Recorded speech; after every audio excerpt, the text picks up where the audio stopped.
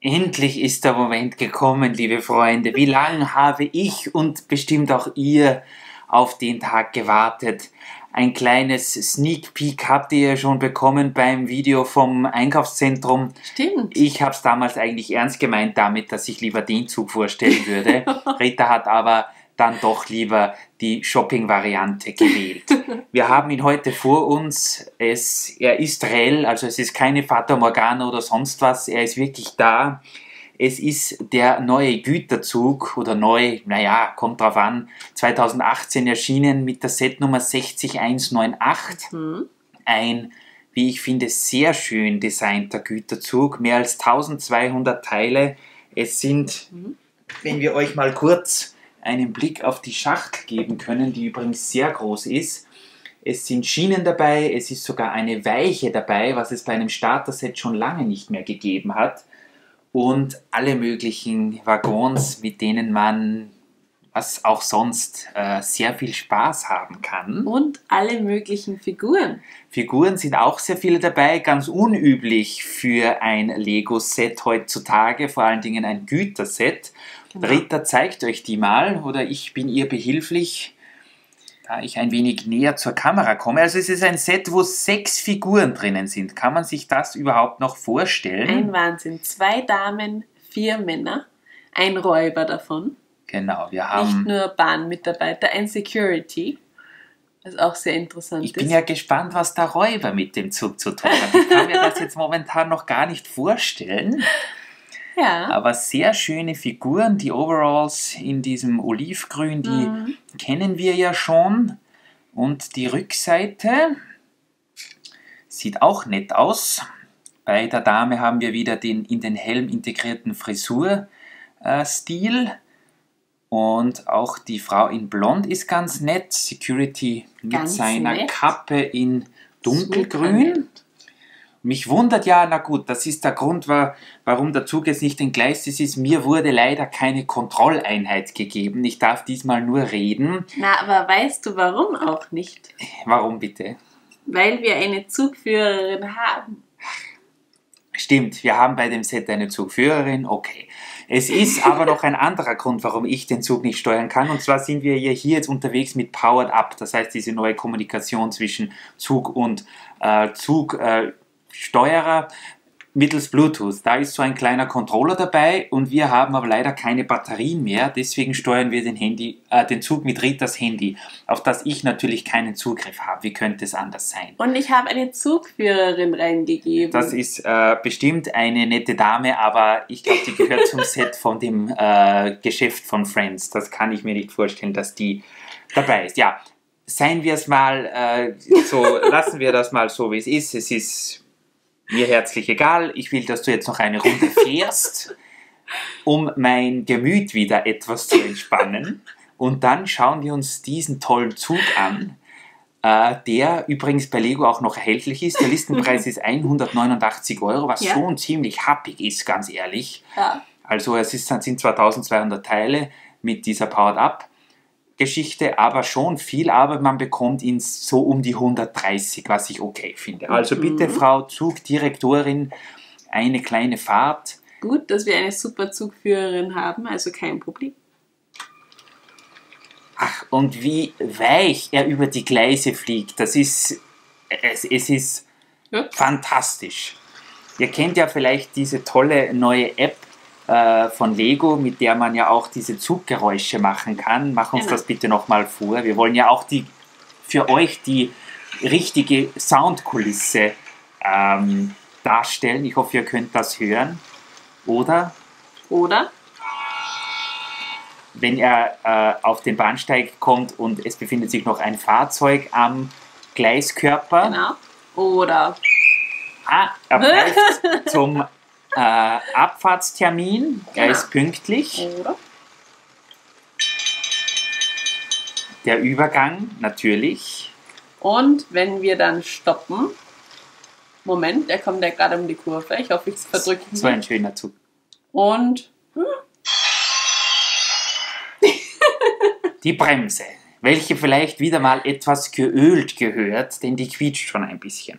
Genau. Aber vergeuden wir nicht weiter Zeit, wir haben bei dem Set viel zu tun und viel zum Vorstellen. Ich weiß nicht, vielleicht schauen wir uns zuerst das Zubehör an und dann gehen wir wieder über und widmen uns dem Zug. Wir haben jetzt, was ich sehr schätze, wieder mal einen klassischen Gabelstapler hier mit von der Partie gehalten in Bright Light Orange, wenn ich mich nicht täusche. Also ein sehr klassisches, aber dennoch solides Stück, das mit diesem, also es gibt ja keine Feder mehr, sondern so einen Gummizug. Das Einzige ist, dass es ziemlich stark ist. Also wenn wir hier eine kleine Palette aufladen und die dann aufheben wollen und dann loslassen, dann fliegt die so durch die Gegend. Das ist fast ein bisschen stark gewählt, aber ich glaube, mit zunehmender Bespielung wird dieses Gummiband hier etwas ausgeleiert und dann... Und wahrscheinlich spröde. Ja, spröde auch und dann hat das nicht mehr diesen starken Zug, aber sonst ist das wirklich ein sehr netter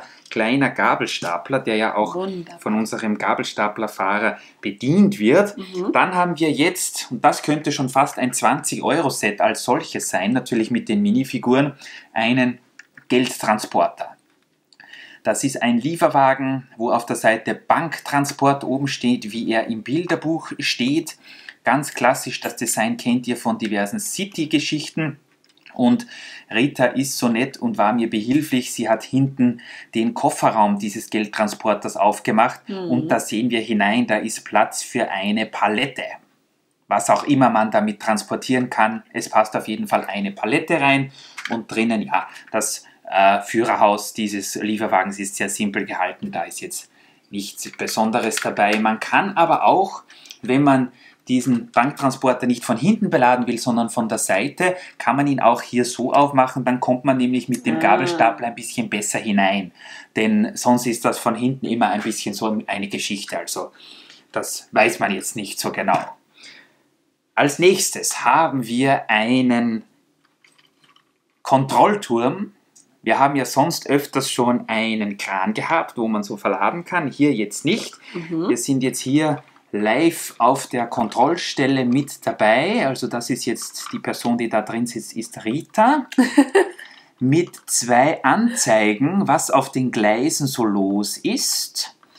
Und ihr seht schon, hier ist so ein Drehrädchen. Ja. Und was passiert auf der Vorderseite, wenn man hier dreht? Ich kann steuern, ob ihr fahren dürft oder nicht. Genau, das ist richtig. Wir können dem Zug ein Stop oder ein Go geben.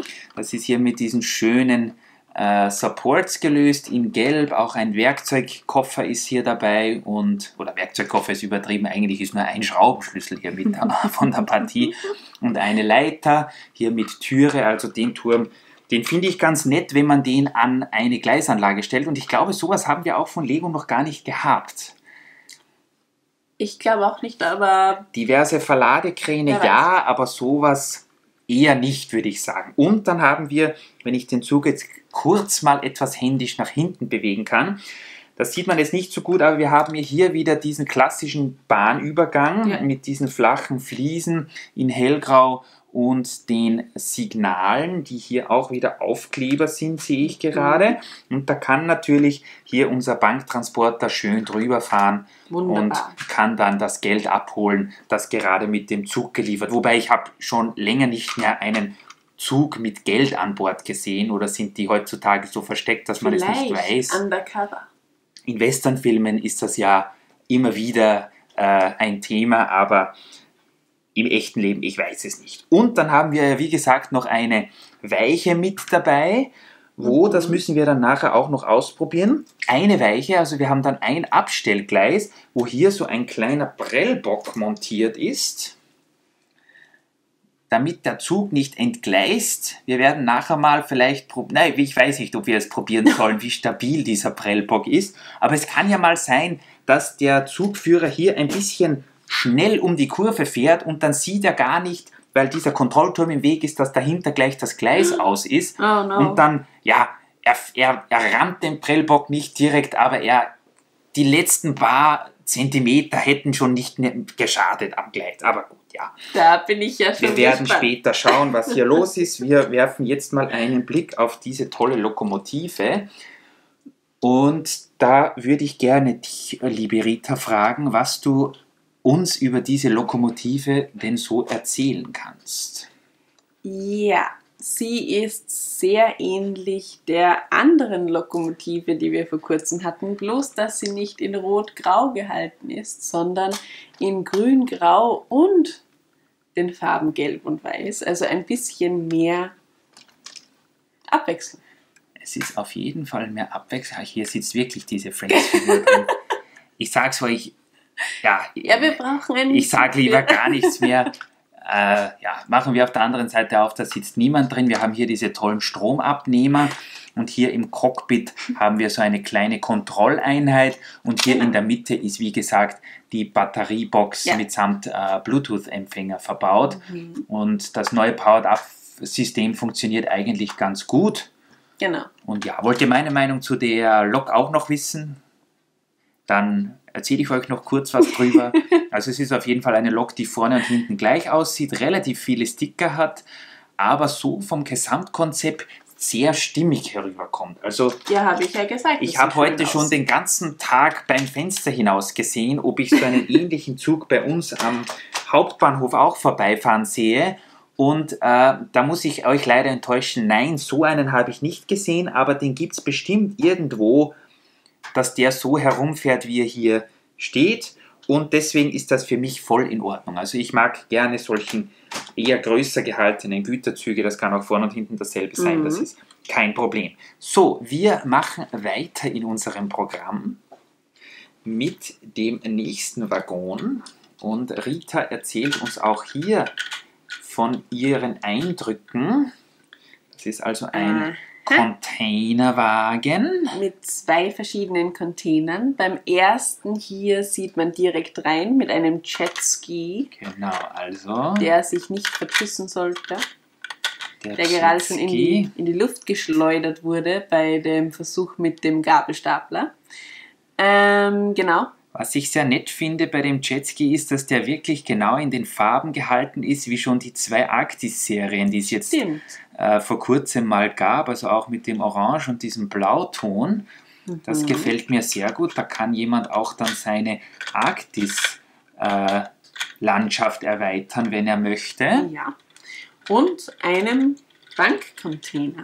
Genau, das ist also unser Tresor, der auch sehr massiv gebaut ist und den man auch, wenn man nur natürlich hier diesen Pin weiß, dann kommt man hier rein und hier drinnen ist dann die sagenumwobene Palette mit jede Menge Gold und auch Geldstücken drauf. Sehr cool. Also das ist also dann das Ladegut, welches vielleicht in den Banktransporter reinkommt, denn diese Palette hier passt genau in den Banktransporter Was rein. für ein Das ist Zufall. ja wirklich, da hat sich ja jemand mal was gedacht. Und somit sind wir auch mit meinem Lieblingswaggon fertig, dem Containerwaggon. Es geht schnurstracks weiter mit unserem nächsten Kaliber.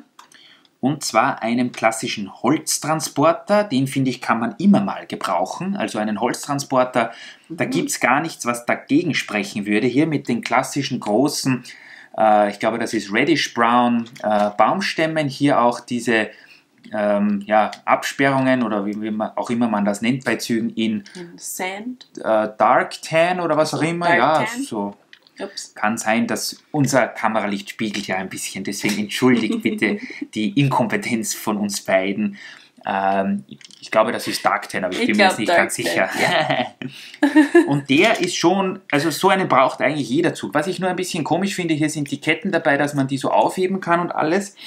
Aber ja, es ist dann natürlich, ja, man kann nicht an alles denken. Man hätte wahrscheinlich diesen Banktransporter weglassen können, dass man noch so einen kleinen Anhänger oder Lastwagen dazu gibt, wo man dann auch das Holz transportieren kann. Ja, aber jeder gut ausgestattete Lego-Fan hat doch diesen einen Baum Sie weiß wirklich sehr viel von Lego mittlerweile. Das ist super, ja. Aufheber. Genau, es gibt da ja diverse Citysets, die sich mit dem Thema Holztransport beschäftigen, also Genau. ganz klar. Der ja bei uns bei den Bauernhöfen steht. Richtig, und dort das Holz hinliefert. Und wenn hoffentlich, der kommt, dann kann er dann mitnehmen. Genau, das ist vollkommen richtig. Mhm. Was ich jetzt, und da möchte ich dir eigentlich nicht vorweggreifen, besonders gut gefällt als Play-Feature, ist dieser Räuber hier, der ja, glaube ich, in so einer Form noch nie bei einem Güterzugset dabei war. Und zwar steht der auch auf der Schachtel, wenn ihr gesehen habt, der steht dort hinten auf dem Holztransporter oben. Und da ist nämlich die Geschichte wie folgt. Naja, der steht ja nicht umsonst da oben mit seinem Fernglas, sondern der beobachtet natürlich diesen Container hier, wie der verladen wird. Und entweder schmuggelt er sich gleich selbst auch mit in den Banktransporter oder vielleicht raubt er das Geld schon vorher. Ich weiß nicht, was sein Plan genau ist. Also er hat auf jeden Fall einen Plan und führt nichts Gutes im Schilde.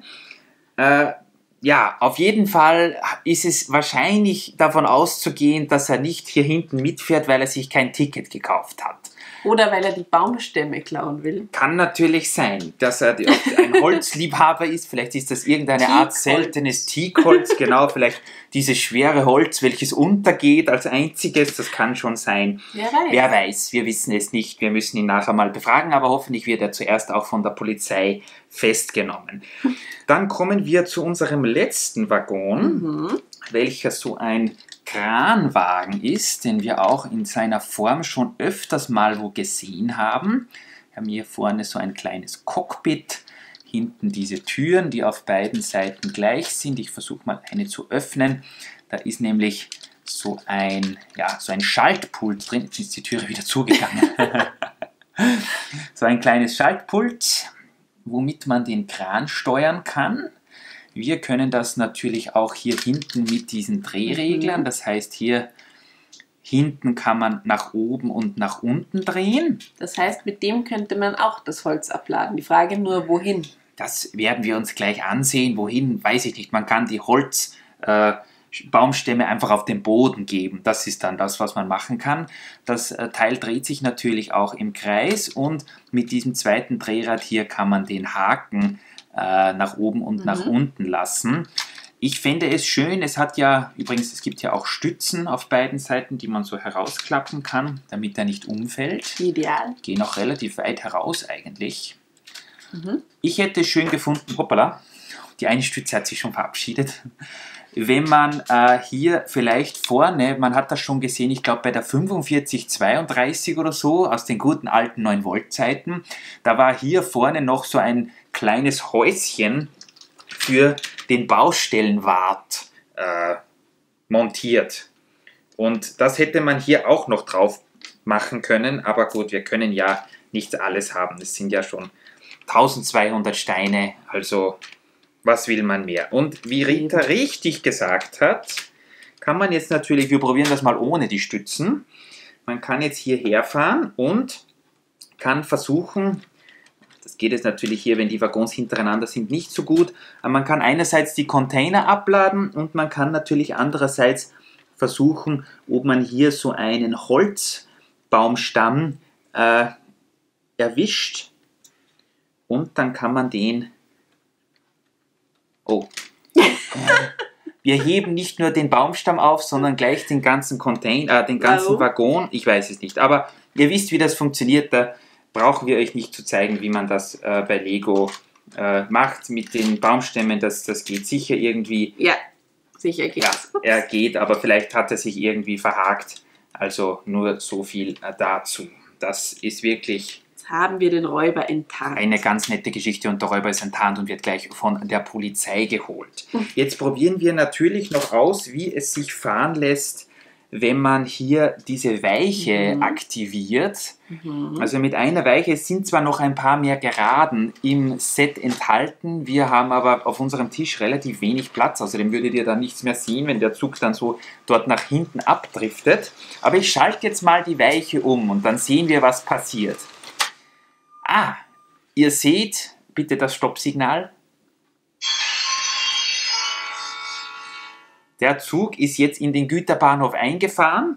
Er hat die Weiche genommen und ist mehr oder weniger mit vollem Karacho gegen den Prellbock gefahren und Nichts ist Der Prellbock passiert. hat es ausgehalten. Also wir werden jetzt noch probieren, mit Vollgas um die Kurve zu fahren. Das machen wir aber natürlich ohne der Kamera. Na doch, mit. Nein, das machen wir nicht. Du weißt, wie das endet.